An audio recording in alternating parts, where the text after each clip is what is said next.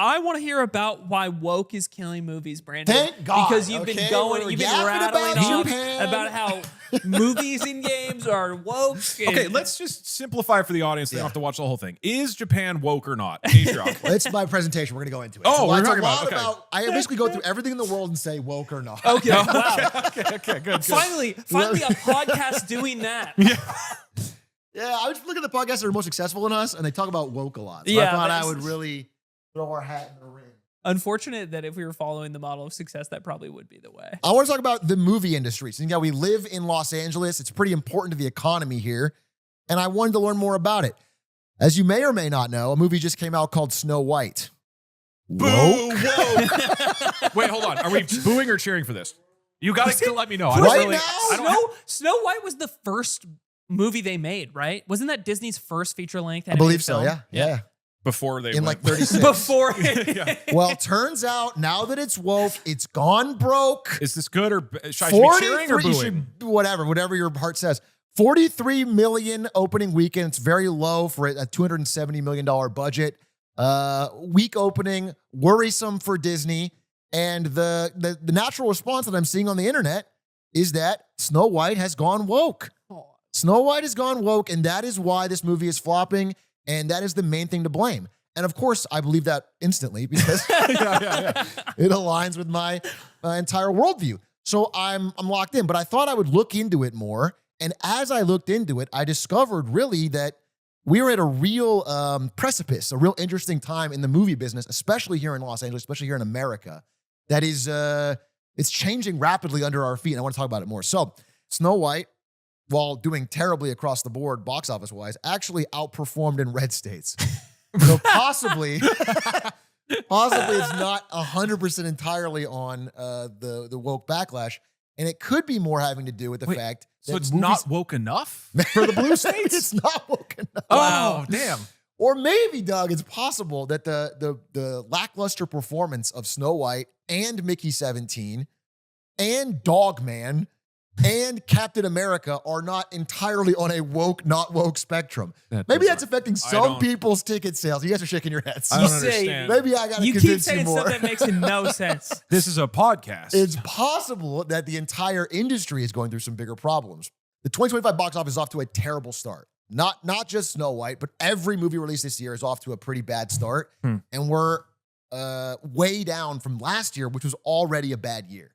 So like 50% ticket sales in March are down from last year, and last year was a bad year. These are, I assume, mostly like theater box office, right? This is theater box office. Okay. Yes. This is not like, Which I don't know if you'll get to this, but I assume streaming and big competition part of is it. probably Yes. okay. We'll talk about streaming. Yeah. But and it's about the movie industry, because there's still like most movie, theaters are not even still movie, open. like movie theater industry Yes. in a way, right? Okay, Movie theater and like Hollywood studio productions. right, Big- right, big and the reason. whole system. Yeah, They're just, it's falling apart. They're selling less than ever. So is the problem supply or demand? That's kind of what I'm going to go through today. Is it that there's not enough good movies, or is it that people aren't wanting to watch movies, or is it some combination of both? Let's go through this real quick. I'm sure there's no nuance to this. In the comments will let us know there's no nuance. Do these box office flops, including Mickey 17 here, which turns out was not woke, but still flopped, they spell the end of Hollywood? And first thing people say is COVID. People will say, "Oh, it's a reaction to COVID. Ever since COVID, people aren't going to movies as much. It's a COVID thing." I looked into that too. It turns out, like every other out-of-home entertainment thing, like for example, Broadway, sports, concerts. In the top right, we have people going to a live D&D show. These are up. They've recovered from COVID, and they are now up in sales. They've trended back upwards. Movie theaters are the only one of like out-of-home experiential type things that are still declining. So there's something unique happening in this industry. I want to take it back to 2024. I'm going to go back to last year. We're going to look at last year's box office and just get an idea. First of all, on the supply issue. Have we considered that D&D might not be woke? Possible. None of those were And woke. they did Only every movies part are of woke. this to go D&D back into the woke. D&D has famously purged woke. Yeah, there's no... I know of D&D, all those circles, famously right-wing. Well, the Dark Elves Well, once you purged get all the the Yard woke D&D characters. all-white right-wing podcast, finally a show for... yeah, for the non-woke D&D crowd. Anyway, 2024, we're going to start at the 13th best performing movie of the year. And I want you to see as I go through, as I count up, if you notice anything about these movies. So this is Beetlejuice, the sequel to a 80s classic that did pretty well. This is Gladiator 2. It's the sequel to a 2000 classic that did pretty well. Uh-oh. This is Venom: The Last Dance. It is a third part of a trilogy of Venom movies that are part of a larger Spider-Verse that Sony owns. That's part of a larger Marvel-verse. Okay? This is Sonic 3. This is Kung Fu Panda 4. This is Godzilla Kong: The New Empire. The 5th in the Monsterverse, but the 39th Godzilla movie. This is Dune 2. It's pretty cool. I don't know, we got kind of... Hold on. Whoa! This movie kind For of the fucked. record, movie this kinda- one ripped. This one kind of ripped. Still a sequel, okay? But kind of ripped. Mufasa the Lion King, a CGI remake of an animated movie. It's a prequel. Very necessary, Is it very a prequel important. to the animated one or the live action It's a one? prequel. Well, they call it live action, but it's all computer generated. Are these live It's- action? Woke has just destroyed so many studios. Woke is is that just the pattern? taking down- Is that the pattern I'm seeing? I mean, look how woke this Mufasa lion Well, is.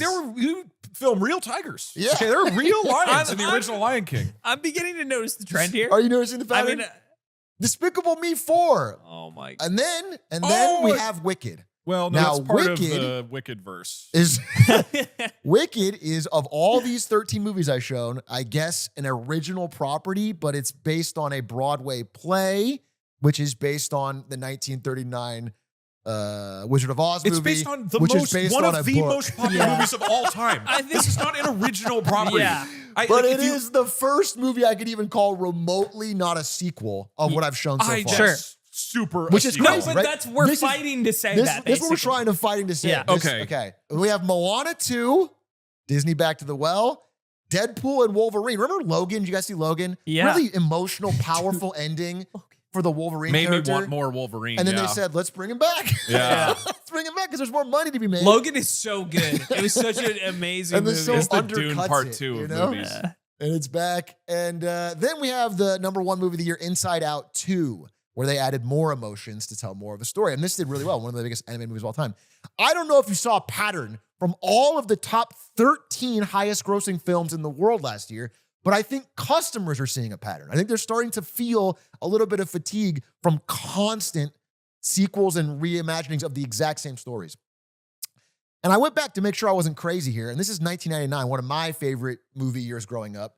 This is, again, the top 13. I picked the ones that aren't sequels, and you'll notice it's a majority of them. You got The Sixth Sense, you got The Matrix, you got Big Daddy, you got Green Mile. It's a big mix, and they're not all CGI. They're not all, family action comedies. They're like a broad mix. There's a couple, Julia Roberts, she's overrepresented in 99, but there's a horror movie, there's a comedy movie, there's Stuart Little, there's a big mix.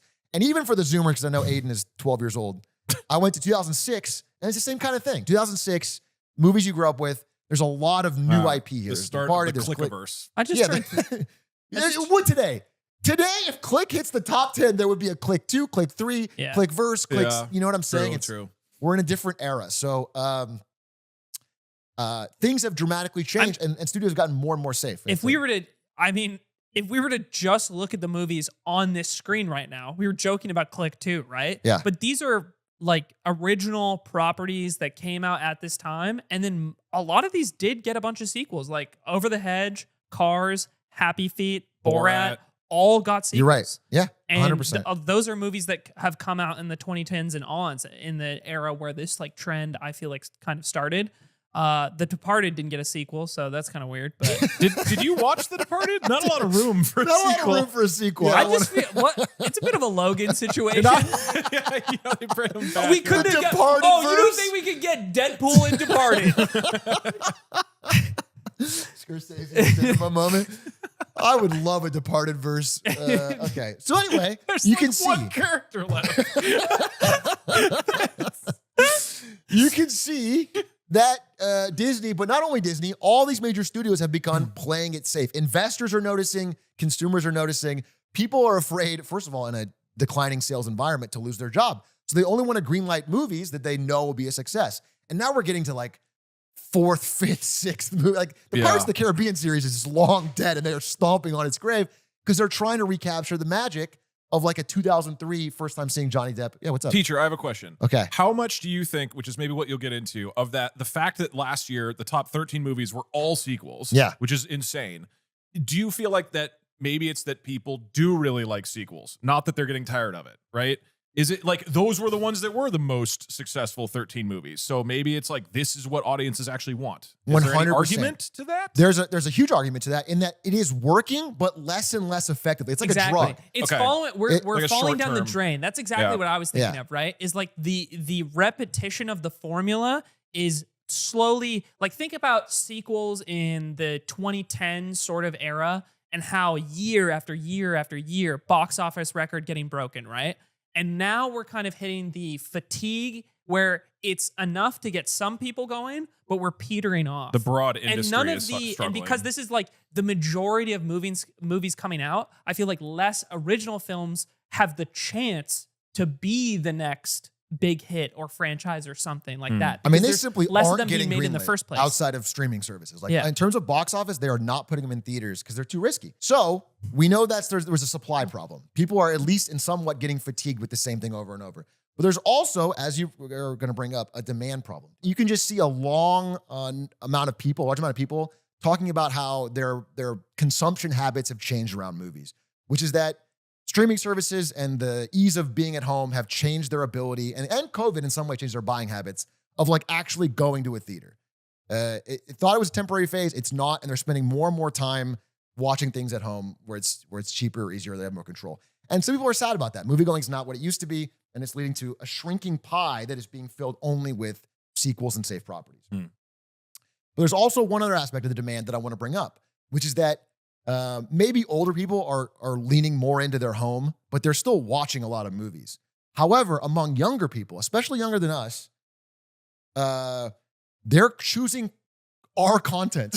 They're watching Lemonade Stand instead of going to the movie, or they're watching I Show Speed, or they're watching. I mean, that's the two. Never mind. Never mind. Let's Despicable Me 5. Push it Send out. it out. I don't care. Moana 10. Keep it coming. Whatever keeps coming. us watching. So they're choosing creator content over premium TV and movies. YouTube is one of the biggest threats to the movie industry because even if they're not as high budget or as well thought out, it's exactly your niche. Whatever you as a person want, someone's going to make a 30-minute, 20-minute video exactly that for you for free.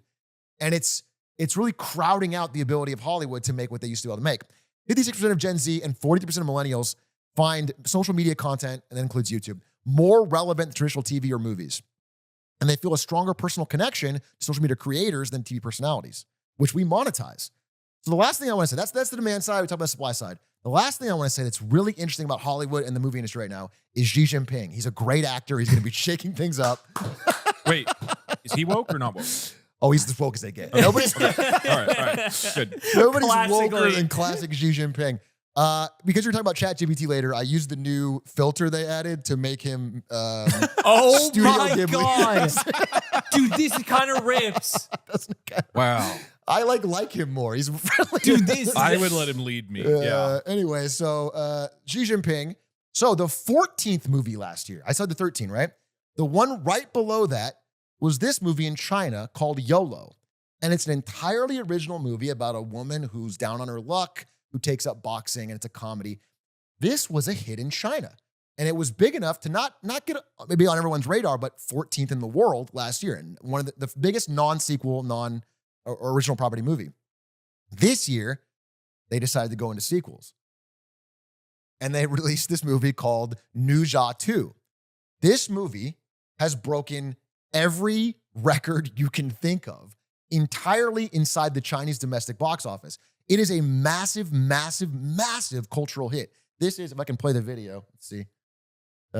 This is a group of factory workers being given the day off work to all shuttle bus to the theater, print out thousands of tickets, and watch Ne Zha 2. It is a cultural phenomenon there that has now broken $2.1 billion in the box office.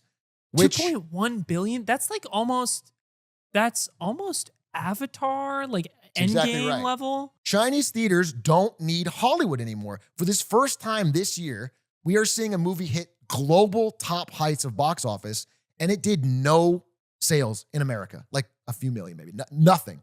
And it did 1.8 billion in China.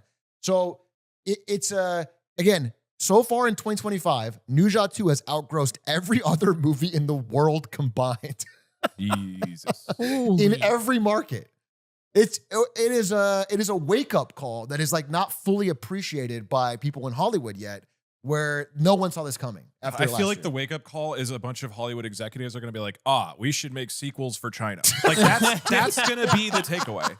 It's like when, dude, You're right. we're all They all get in the fucking situation room. It's 10 guys at a board meeting, and they're like, I think we just need another Transformers sequel. right, right. I mean, Transformers is a great example because they literally set half that movie in Shanghai. No, they crush in China. to do it Yeah. in China. Like, Yeah. they Just planned cater for to this. Chinese audiences. Yeah. Yeah.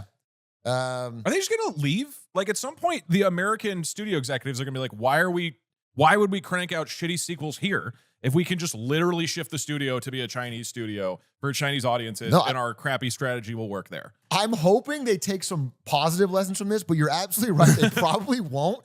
And like we are entering into a real, like it could be a spiral, a bad spiral for the American movie industry that they're not ready for. So again, it cracked the global box office top 5. It beat Star Wars Force Awakens and is closing in on Avatar and Titanic and Avengers Endgame, which is like the big 3 of all time. Like it could theoretically pass Titanic. It probably won't beat Endgame and the first Avatar, but it's like, it is up there in a way that nobody had in their bingo card for China coming out of this year.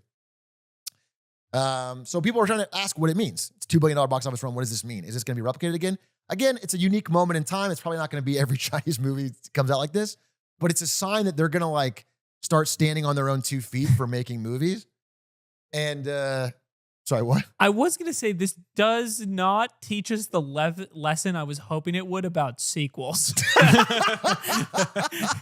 I was really hoping the moral of the story would be slightly different. Yeah, I thought the YOLO would be a good example, but no, I mean, they did a sequel and it went crazy. But their movie industry is thriving in a way that like America in the 90s and 2000s, they have more original properties. Well, they don't have the same sequel fatigue that we might, right? Well, they're going to get it later. Yeah, they'll eventually come around.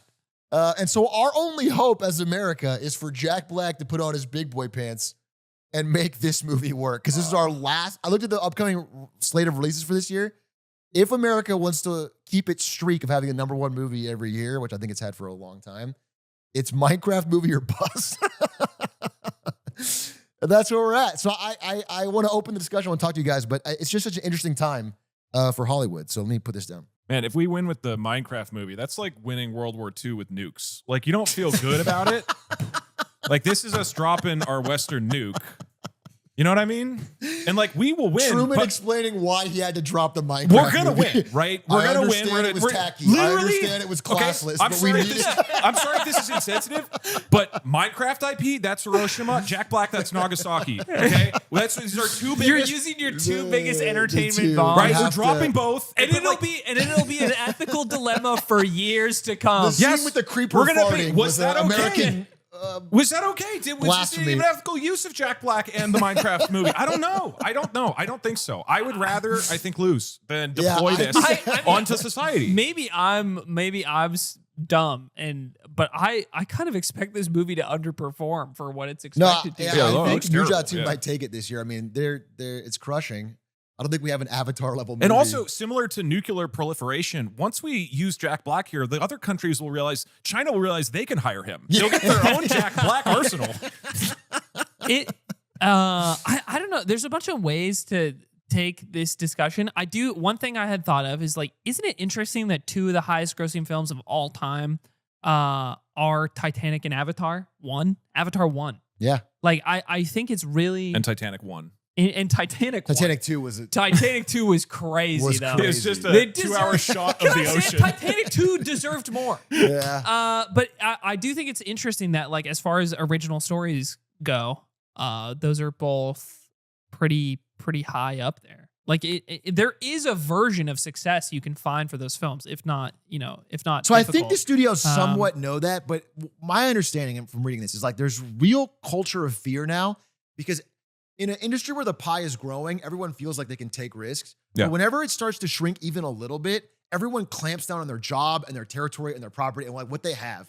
And they do not want to lose it. They don't want to be the guy fired or the guy that makes the big flop, even though it's happening now. They're getting flop after flop after flop. Right. They're trying to be as safe as possible. But So The other big thing that changed here, I go back to this interview with Matt Damon a lot, where he explains how the film industry has just fundamentally changed, primarily because of streaming. And it's not in the way that like, oh, streaming detracts from like less people want to go to the movie theater necessarily. It's changed the revenue structure of how movies make money. The old way is that if you made a film and it went to theaters and maybe it performed fine or it underperformed, you usually made it up on the back end with DVD sales. DVD sales were a huge part of how movies made money for like a long time. Mid-budget film could be. Yeah, and he was saying a big part of like why so many movies from like his era of coming up in acting, like if you take like Good Will Hunting, I think he uses as an example. He's like, the reason that movie could get made is you didn't need it to be a box office smash to make it. It doesn't need to be an amazing blockbuster hit to pay itself off. And that revenue has disappeared. You need it to succeed in the theater, right? Because after that, it dies. And then the theater has also the theater experience has been restricted and encroached upon by streaming and the demand for movies to reach streaming quicker because they used to run in theaters for way longer as well, right? So it's this compounding effect. And I thought that was really, really interesting, is like the way, like you just make less money when you make movies. So it needs to be like a cultural hit in order to make it like worth a Barbenheimer type. Yeah. That's your way to do it. Do you know why them going to streaming services after the theater run rather than going to DVDs makes so much less money? Is it the streaming services just don't pay as much, or people don't watch them as much given the other options they have? Like, you know, is it? I think it's just the rights that the services are willing to pay for are less than the total revenue that you would get from all of the DVD sales to people. Yeah, I mean, or it's the like DVD Spotify or the versus DVD CD sales, rental. right? That's Like, just less. you just make less streaming money through services Spotify, do not need to pay as much. Yeah. And I'm sure part of it is just there is way more supply of stuff to watch. So streaming services do not need to offer as much money. They don't need your specific movie. In the kids example, right? Your movie is competing with way more accessible media. Right. And that was like the first thing, and then the other thing that had come to mind was the cost of making movies has risen a lot. So I was watching recently this like podcast clip of Adam Scott and Rob Lowe talking about how they would have made, or if it could have been made, Parks and Rec, which was a big part of how they broke out as actors through the popularity of that show. And they were talking about how creating movies specifically in California and LA has kind of died off because of the costs associated with making movies here. And a lot of like production costs have ballooned in ways that like limit the types of products that can be made. So it's not just about the revenue, it's also about the upfront costs. And there's this like big fight of like where you can even make productions now. Like a lot of other countries or other cities offer like tax credits for you to come there and make stuff. Half the shows are made there. Yeah. And Rob Lowe makes a point of like how he was working on a new project, and the main place that offered to give him the tax credits necessary to make the show was in Europe, I believe. And he just said, I can't do that. Like I cannot move my life to Europe for the duration of what it takes to move the show. And then the show just died.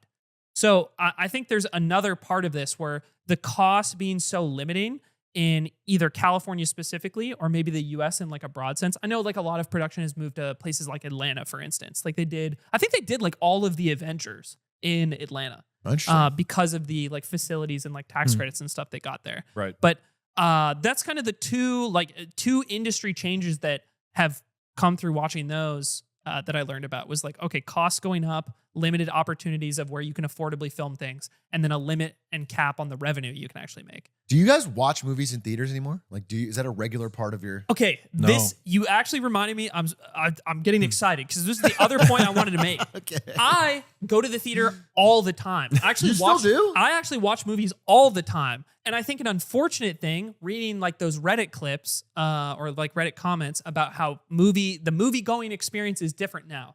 I do agree in a broad sense, because the number, like you showed the list, like there's definitely a change in the quality of movies and the types of movies that are getting released now. But original stories and good movies still get released all the time.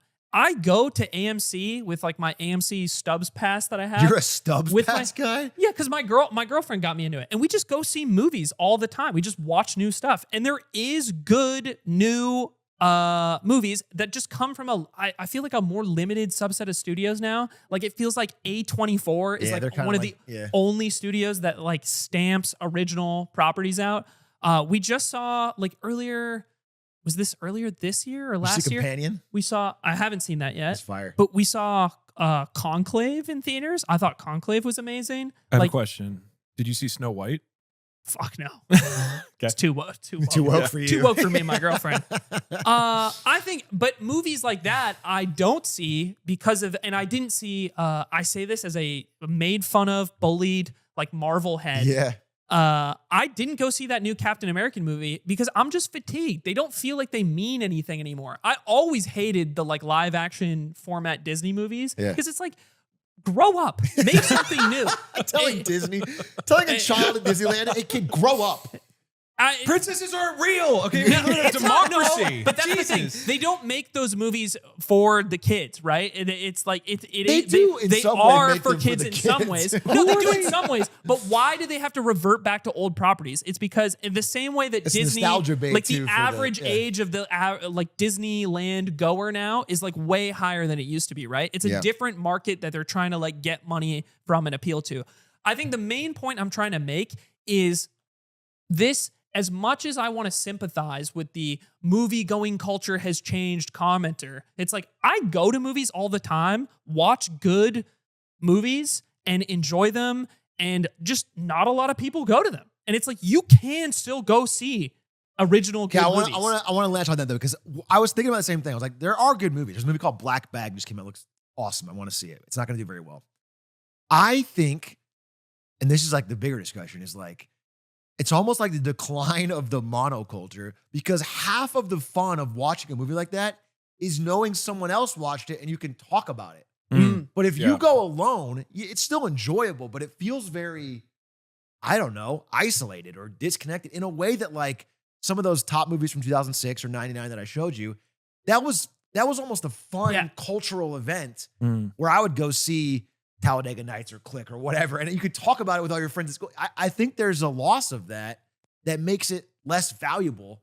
Yeah, and if you have, we talked about this last week, if you have a culture that, or 2 weeks ago or 3 weeks ago, a culture that is broadly becoming less social, right? Yeah. Which we've seen and we've talked about, if that is broadly the direction we're going and people are consuming media more often on their own, the movie theater experience is not that great by yourself. It's fine. If you are consuming media on your own, why would you not do it from the comfort of your home? True. Right? That's so it's also the true. pattern for society already is we are becoming more isolated with how we consume things and how we socialize. Like it makes more sense to do that at home. The movie theater experience is like, I don't think I've ever gone to a movie by myself. Like, you know, it's almost like a taboo to do that, even more so than like eating at a restaurant by yourself, right? And that probably hasn't gone away. And so you just have less people like you who still are social, right? Well, like, are you still going to movies? No. Right, I'm not. And we've talked about this. Of the three of us, you're the one still trying to maintain social. You're trying to keep the You're society the going. outlier, right? And so probably most people are like you, where they're like, oh, because movies are great. Movie theaters are fun. Yeah. But, I but agree. Not enough people want to go. If I were arguing against myself, I think there's two ends to this. There's the point that you're making. There's like the after you've seen it, cultural participation aspect. Because obviously, of it. like Barbenheimer, Avenger, like some Exactly. things break through and they still do great. and Right. and they do amazing. Yeah, right? it's very feast or famine. So it's like proof that that still can break through in the current time. And then on the other end of it, I feel like I'm taking a very like pull yourself up by your own bootstraps approach to movie watching, which I acknowledge that a big part, it's like, well, the average person isn't fighting through that many layers of friction to go see an original movie that they may or may not like. Like I recognize that. And I think part of like changing the culture in the movie industry is like, well, maybe 2 decades ago, you went to the theater or you might think about going to the theater and the movies you happen to be available when you finally decide to go are a wider array of original stuff. Like 20 years ago, we're deciding to go see a movie and it might just be The Departed, right? But You're now, 6 years old, 20 years ago. You And are I'm not seeing- allowed to see The I'm allowed Departed. to see No, The you're not Departed. allowed to see The I'm Departed. allowed to see The Departed. I would see I want to it. see it. I'll do this small Tell side me thing. more about this wonderful society 20 years ago. I'll never forget this. I was on a date. It's a bad date movie, by the way. Okay. I was 16. I was turning 17 in a week, and I was going out with a girl who was a year older than me. Okay. And we went to go see The Wolf of Wall Street, and we were buying our tickets. And I went up to the guy second, and he had just seen like my date buy the ticket before me, and I'm like, please, let me buy this ticket. And then he just said, "You're good, homie." I'll never forget that guy. But yeah, I think the 20 years ago, you might just go see, like, you want to go see a movie, you might see The Departed because that happens to be playing. But now the range of movies available for you to see is like more likely to be sequel, remake, whatever. If you're going to be the savior of the industry, you need to see Minecraft movie at least 3 times on opening. No, don't say no. You're standing up for this. You know, what? This is our last hope. America could lose our streak. America okay? could lose our streak. We're like And if 30 you- years running. It's up to defended. you. You have to watch it on loop. We're I'll busy. I'll have you know, I've walked in LA and walked next to Jack Black, and I feel like that's like me going to the movie. That's enough. You hate LA and you're a name dropper? You should be What? proud to be in this. I city. can do both. I'm going to be honest. Same thing. Same thing. Like, downtown Yes, LA, sir. he was hanging out. He was doing vlogging back in the day. Oh, it was pretty great. Yeah. Oh, Jablinski everyone in Games? LA is Yeah, hanging out with Jablinski. So Jablinski. I think that means you got to take the hit. You, Atrioc, have to go watch the Minecraft movie until 3 or 4 times. Jack Black talks to me. All right. Yeah. Well, now we decided who pays the price as to who has to go see the Minecraft movie 3 times. Yep. I would like to get to Doug's last topic because we have, I believe, an AI breakthrough that is on ChatGPT's end that is rather good at creative processes. Guys, we're going to replace all the movies with AI. Dude, you're. No more movie people. I'm Finally, in the aggro that's seat. the problem. I'm supposed to take the comments. Oh, instead. right. Sorry, your villain seat. The I death, think we should replace all movies with AI. There we go. No, think of the artists. the death of art.